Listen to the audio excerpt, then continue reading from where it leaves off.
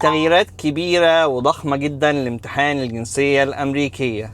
ايه اللي بيحصل؟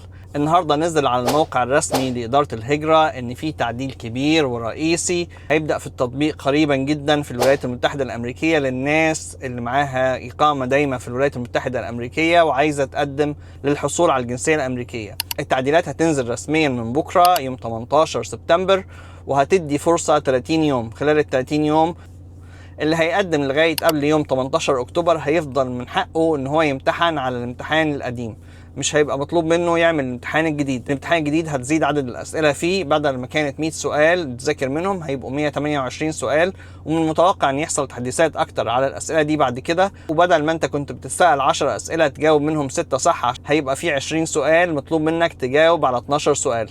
لو أنت جاوبت ال 12 سؤال بشكل صحيح على طول هيكملوا على الجزء الثاني من الامتحان بعدها عشان يوفروا وقت. ولو أنت عديت ال8 أسئلة خطأ فبالتالي هم هيوقفوا الامتحان، مش هيبقى مطلوب منهم يكملوا الامتحان.